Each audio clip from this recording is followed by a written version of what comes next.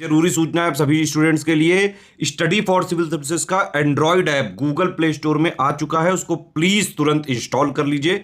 और अगर आप स्टडी फॉर सिविल सर्विसेज के सिर्फ ऐप से कोई भी कोर्स, कोई भी पीडीएफ परचेज करते हैं तो उसमें अप्लाई कूपन, अगर आप ज्ञान सर जो है आप उसमें अप्लाई करते हैं, ये कूपन कोड है, तो उसमें 20% फीस तुरंत माफ हो जाएगी, मतलब 20% डिस्काउंट तुरंत उसमें लग जाएगा।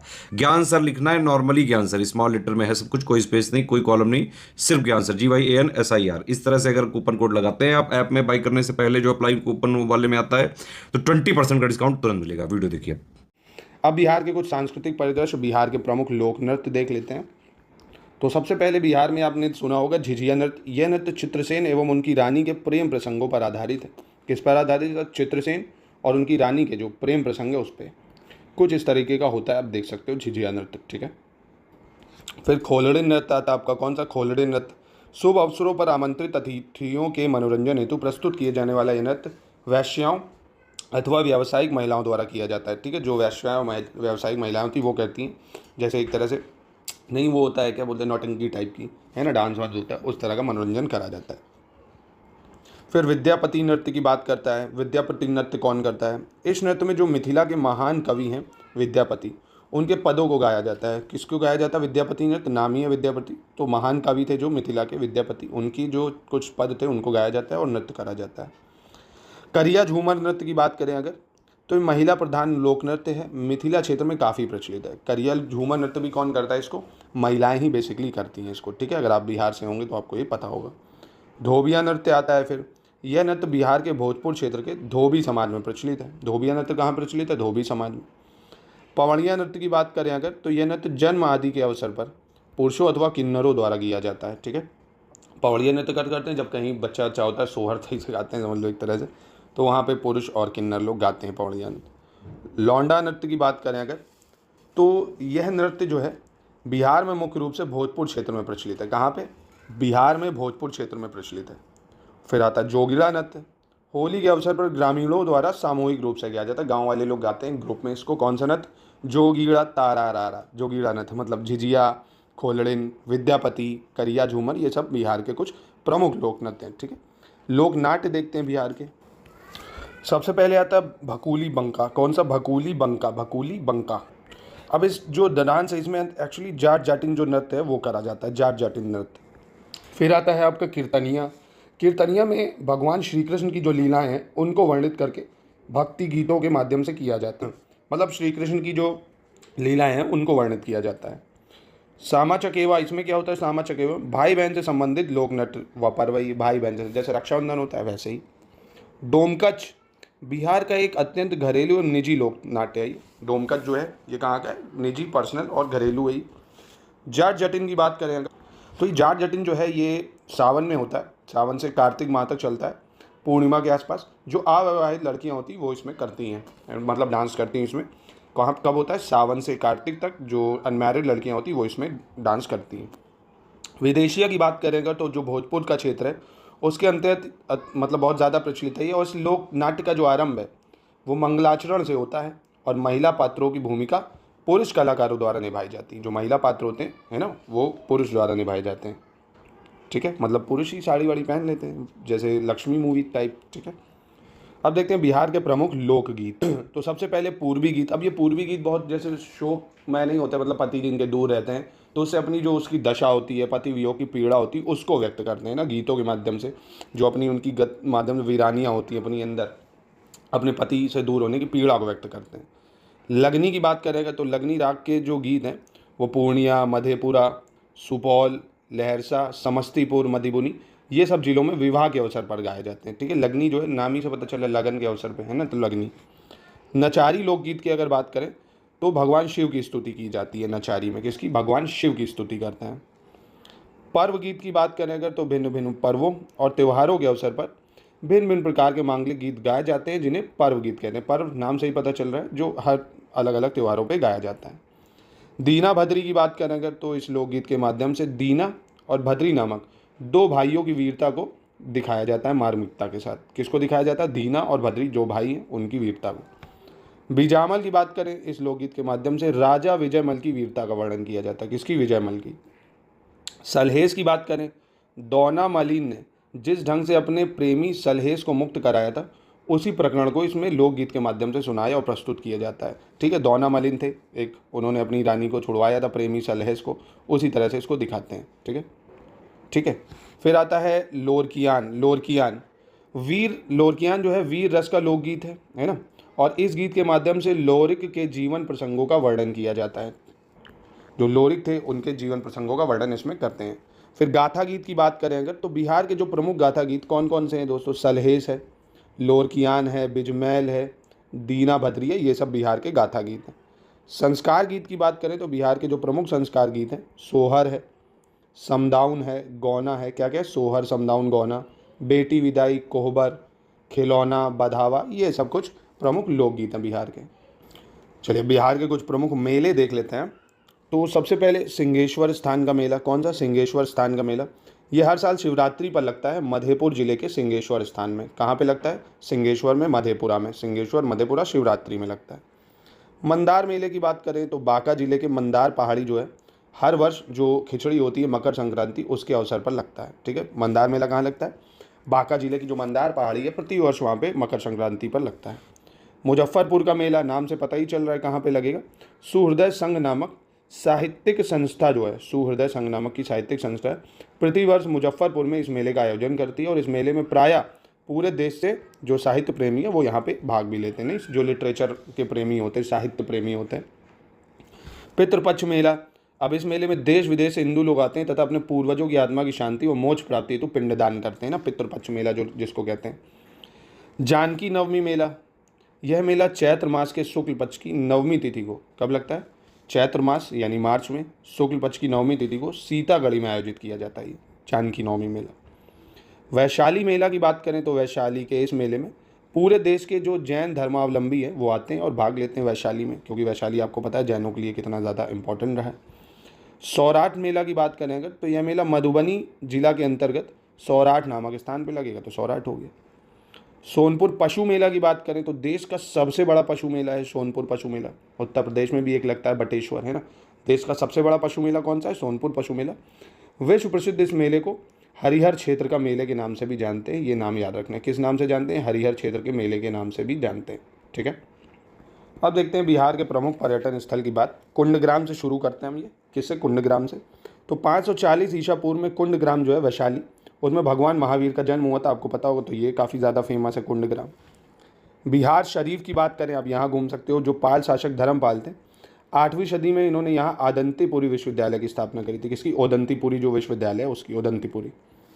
वैशाली में घूम सकते हो, और जैन धर्म का ये महत्वपूर्ण तीर्थ स्थल है, मुजफ्फरपुर से 37 किलोमीटर दूर। ठीक है, द्वितीय बौद्ध संगीति का आयोजन यहीं पे हुआ था 383 में, अगर आपको पता हो, जो द्वितीय बौद्ध संगीति हुई थी। और द्वितीय बौद्ध संगीति किसके शासनकाल में हुई थी? कालाशोक के शासनकाल में हुई थी। नालंदा, प्राचीन बुद्ध के जो पार्थिव अवशेष हैं उस पर बने देश के 8 मौलिक स्तूपों में से ये एक है। ठीक है, कौन सा? नालंदा। राजगिरी है, यह मगध साम्राज्य की प्राचीन राजधानी थी राजगिरी, और वर्तमान में इस राजगीर के नाम से भी जाना जाता है। पहले राजगृह थी, अब राजगीर भी कहते हैं, और बिहार के नालंदा ही जिले में ये स्थित भी है राजगिरी। देव या देवबरनाग की बात करें अगर, तो गया से 20 किलोमीटर की दूरी पर औरंगाबाद जिले में स्थित है देवबरनाग। ठीक है, यहाँ प्राचीन सूर्य मंदिर आपको देखने को मिलेगा अगर आप गए होगे तो। फिर वहीं बात करते हैं बनगांव की। सरहसा से 8 किलोमीटर पश्चिम में स्थित है ये बनगांव कोसी प्रमंडल का प्रमुख पुरातात्विक स्थल। किसका? बनगांव कोसी प्रमंडल का प्रमुख पुरातात्विक स्थल। सासाराम, पटना से 193 किलोमीटर दूर दिल्ली कोलकाता का जो हाईवे है उस पर स्थित सासाराम में शेरशाह सूरी का प्रसिद्ध किला और मकबरा भी है भैया सासाराम में। ये याद रखना, पूछता है कई बार कि शेरशाह सूरी का मकबरा कहाँ है, तो सासाराम में। सादिकपुर की बात करें तो पटना में एक मोहल्ला है वहाँ जहाँ वहाबी आंदोलन का केंद्र था, पटना में सादिकपुर। पादरी की हवेली, पटना की सबसे पुरानी चर्च है ये पादरी की हवेली, अंग्रेजों से के टाइम की है। हर मंदिर की बात करें अगर, तो ये है गुरुद्वारा पटना में स्थित है। सिखों के जो 10वें गुरु गोविंद सिंह जी थे उनके जन्मस्थल पर बना हुआ है हर मंदिर। कौन सा? हर मंदिर। किसके? 10वें गुरु गोविंद सिंह। विक्रमशिला, इससे तो आप अनभिज्ञ नहीं होगे, भागलपुर में है ये। पाल काल में ये बहुत शिक्षा का महत्वपूर्ण केंद्र भी था। और दोस्तों विक्रमशिला बनवाया किसने था? पाल राजा जो थे धर्मपाल। ठीक है, फिर पावापुरी की बात करते हैं, नालंदा जिले में ही है ये पावापुरी। जैनों के लिए बहुत ज़्यादा महत्वपूर्ण है ये पावापुरी। अब आपको पावपुरी तो पता ही होगा, जो महावीर स्वामी थे इनकी मृत्यु यहीं पे हुई थी, ठीक है, तो इस इम्पॉर्टेंट है। गया फाल्गु नदी के किनारे बसा एक धार्मिक और ऐतिहासिक स्थल है गया। बोध गया, ये भी गया से 14 किलोमीटर दक्षिण में स्थित है। बोध गया में पीपल वृक्ष के नीचे जहाँ गौतम बुद्ध को ज्ञान की प्राप्ति हुई थी, ठीक है। तो ये कुछ प्रमुख पर्यटन स्थल हैं, ऐतिहासिक हैं ये जो काफ़ी। बाकी बिहार के प्रमुख धार्मिक पर्यटन स्थल देख लेते हैं हम। बड़ी पटन देवी का मंदिर, ये पटना में है दोस्तों। पत्थर की मस्जिद, ये भी पटना में है, पत्थर की मस्जिद। शीतला माता मंदिर, ये भी पटना में है। मनेर शरीफ, ये भी पटना में है। चैतन्य महाप्रभु का मंदिर पटना में मिलेगा आपको, और गुरुद्वारा गाय घाट भी आपको पटना में ही देखने को मिलेगा। बिरला मंदिर की बात करोगे तो ये भी पटना में मिलेगा। और गुरुद्वारा हांडी साहब ये आपको दानपुरा में मिलेगा। कहाँ? दानापुरा। अहिरौली की बात करेंगे तो ये बक्सर में है, अहिरौली है ना, अहिरौली। पादरी की हवेली, ये भी पटना में है, पादरी की हवेली। उग्रतारा मंदिर, ये सहरसा में है, महिषी में, सहरसा। विश्व शांति स्तूप, ये कहाँ है? राजगीर में है विश्व शांति स्तूप। गुप्त धाम कहाँ है? रोहतास में है गुप्त धाम रोहतास। और वहीं गृद्धकूट पर्वत, ये राजगीर में है गृद्धकूट पर्वत। चौमुखी महादेव मंदिर, ये वैशाली में है चौमुखी महादेव मंदिर। और सप्तपर्णी गुफा काफ़ी इंपॉर्टेंट है, राजगीर में है सप्तपर्णी गुफा। और नेपाली मंदिर कहाँ है? हाजीपुर में है नेपाली मंदिर। और जीवक आम्रवन कहाँ है? ये भी राजगीर में है, जीवक आम्रवन। मंदारगिरी की बात करोगे तो ये भी भागलपुर में है, मंदारगिरी। वेणुवन विहार, ये कहाँ है? राजगीर में है वेणुवन विहार। और राजगीर नालंदा में है, राजगीर। और राजगीर नालंदा, ये तो हो गया, 2 बार हो गया, इसको 1 बार हटा दो। राम जानकी मंदिर सीतामढ़ी। और पावापुरी दोस्तों नालंदा में आता है, पावापुरी। सिंहेश्वर स्थान मधेपुरा, अभी ऊपर देखा था हमने। और वहीं चंपा की बात करें तो ये भागलपुर में है। विष्णुपद मंदिर, ये आपका गया में है। और गुनवाजी जो है पर्यटन स्थल, नवादा में है। सीताकुंड, ये मुंगेर में मिलेगा आपको, सीताकुंड। और वहीं कुंडग्राम जो है वैशाली में, काफ़ी इंपॉर्टेंट है कुंडग्राम। हरिनाथ मंदिर सोनपुर में है। और कमलदह जैन मंदिर पटना में है। ये कहाँ पे है? पटना में। अब बिहार में वन और वन्य जीव अभ्यारण्य देख लेते हैं। तो बिहार में अगर आपको पता हो, आर्द्र पर्णपाती वन विशेष रूप से किशनगंज जिले के उत्तर पूर्व भाग में हिमालय की तराई की दलदली और सोमेश्वर की पहाड़ियों पर मिलते हैं। मैप दिखाता हूँ, मतलब इधर की बात करा, तराई क्षेत्र ये नेपाल साइड पे इधर है ना, ये इस साइड जो तराई बेल्ट यही है, पूरी तराई बेल्ट। तो यहाँ पे आपको देखने को ये मिलते हैं। शुष्क पर्णपाती वन जो है ये कहाँ देखने को मिलेंगे? कैमूर की पहाड़ी तथा छोटा नागपुर की उत्तरी ढलानों और छिटपुर पहाड़ियों पर मिलेंगे। शुष्क पर्णपाती वन वहाँ कहाँ मिलेंगे? कैमूर की तरफ आपको मिल जाएंगे। और वहीं पश्चिमी चंपारण जो जिला है वो सोमेश्वर तथा दून की पर्वत श्रेणियों की ढालों पर तथा पूर्णिया और अररिया जिले के उत्तरी तराई क्षेत्र में उत्तरी हिमालय के तराई वन पाए जाते हैं, ठीक है। तो ये आपको मैंने बताया, उत्तरी उप हिमालय के तराई वन कहाँ पाए जाएंगे? जो पश्चिम चंपारण है, दून की पर्वत श्रेणियाँ यहाँ पे। शुष्क पर्णपाती कैमूर की पहाड़ियों पे। और किशनगंज जो नेपाल की तरफ लगता है वहाँ पे आर्द्र पर्णपाती चीज़ें, ठीक है। आगे बढ़ते हैं। ये आपसे मैचिंग में पूछ सकता है, इसको याद रखना। ऐसे 3 दे देगा और मैच कराने को। शुष्क पर्णपाती पूछ लेगा, आर्द्र पर्णपाती पूछ लेगा, ठीक है, और उत्तरी उप हिमालय पूछ लेगा। तो इसको याद रखना, काफ़ी आसान हो जाता है। अगर मैप में देखोगे हिमालय कहाँ से आएगा? इधर साइड से भैया ऊपर आएगा तो उत्तर वेस्ट चंपारण की तरफ हो गया, इधर तराई बेल्ट हो गई, ठीक है। चलिए अब आगे बढ़ते हैं। बिहार के कुछ प्रमुख वन्यजीव अभ्यारण्य देख लेते हैं जो कि एग्जाम में डायरेक्टली पूछता है। भीम बांध वन्यजीव अभ्यारण्य कहाँ है? मुंगेर में, याद रखना, भीम बांध वन्यजीव अभ्यारण्य। भा से भीम, ठीक है, और फिर माँ से मुंगेर, भीम बांध वन्यजीव अभ्यारण्य। विक्रमशिला गंगा डॉल्फिन अभ्यारण्य, ये कहाँ है? विक्रमशिला गंगा डॉल्फिन अभ्यारण्य, ये भी भागलपुर में मिलेगी आपको। कहाँ पे? भागलपुर में। वाल्मीकि नगर राष्ट्रीय उद्यान काफ़ी इंपॉर्टेंट है, एकमात्र राष्ट्रीय उद्यान है ये, वाल्मीकि नगर राष्ट्रीय उद्यान। पश्चिमी चंपारण के वाल्मीकि नगर में मिलेगा, पश्चिमी चंपारण के वाल्मीकि नगर। संजय गांधी जैविक उद्यान, ये पटना में है, संजय गांधी जैविक उद्यान। परमान डॉल्फिन अभ्यारण्य, कौन सा? परमान डॉल्फिन अभ्यारण्य, ये अररिया में है। कहाँ पे? अररिया में। कांवर पक्षी विहार, ये कहाँ पर है? बेगूसराय में, कांवर झील में। कहाँ पे है? बेगूसराय, कांवर झील। नागी पक्षी विहार, ये जमुई में है। नागी पक्षी विहार कहाँ है? जमुई। बक्सर जो पक्षी विहार है ये बक्सर में ही है, आसान नहीं है। गोगाबिल पक्षी विहार की बात करोगे तो कटिहार में है। गोगाबिल पक्षी विहार कहाँ पे? कटिहार में। कुशेश्वर पक्षी विहार, ये दरभंगा जिले के कुशेश्वर में ही है। नकटी पक्षी विहार, ये जमुई में है, नकटी पक्षी विहार। उदयपुर वन्यजीव अभ्यारण्य, ये कहाँ पे है? पश्चिमी चंपारण में है उदयपुर वन्यजीव अभ्यारण्य। बरैला सलीम अली जुब्बा सहनी अभ्यारण्य, कौन? बरैला सलीम अली जुब्बा सहनी अभ्यारण्य, ये वैशाली में है। कैमूर वन्यजीव अभ्यारण्य, ये कैमूर में ही है। गौतम बुद्ध अभ्यारण्य, ये कहाँ है? गया में है गौतम बुद्ध अभ्यारण्य। और राजगीर वन्यजीव अभ्यारण्य, ये राजगीर में है, राजगीर वन्यजीव अभ्यारण्य। और पंत वन्यजीव अभ्यारण्य ये भी राजगीर नालंदा में है। कहाँ पे है? राजगीर नालंदा। तो काफ़ी इंपॉर्टेंट है, 1 से 2 बार इसको रिकॉल करोगे याद हो जाएगा दोस्तों, ठीक है। बिहार के प्रमुख संस्थान, संग्रहालय और पुस्तकालय आइए देख लेते हैं, ठीक है। तो बिहार रिसर्च सोसाइटी पटना, इसकी स्थापना कब हुई थी? 1915 में हुई थी। बिहार रिसर्च सोसाइटी है कहाँ? पटना में, 1915 में बना। भारतीय नृत्य कला मंदिर, ये भी पटना में है और 1950 में इसकी स्थापना हुई थी। भारतीय नृत्य कला मंदिर पटना 1950 और बिहार रिसर्च सोसाइटी पटना 1915। बिहार हिंदी साहित्य सम्मेलन पटना में हुआ था 1919 में। और Arabic and Persian research institute Patna में है, ये 1955 में बना था। मैथिली साहित्य परिषद ये कब बनी थी? 1939 में बनी थी मैथिली साहित्य परिषद।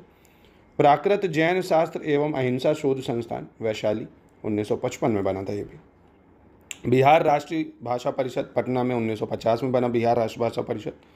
कला भवन पूर्णिया में है, 1955 में बना था कला भवन पूर्णिया।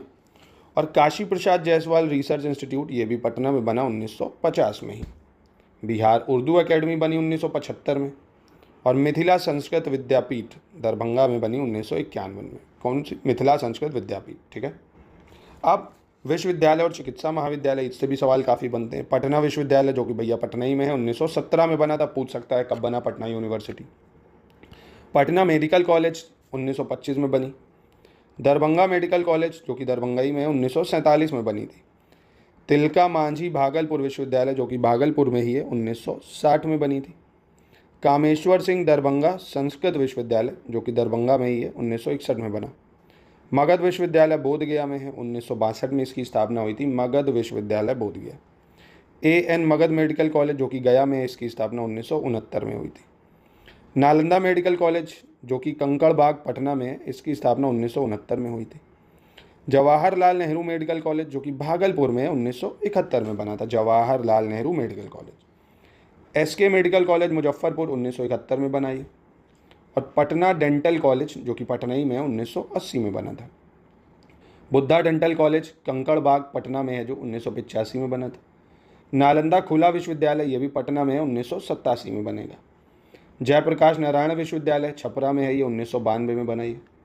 और चाणक्य राष्ट्रीय विधि विश्वविद्यालय, चाणक्य राष्ट्रीय विधि विश्वविद्यालय पटना में है, 2007 में बना है।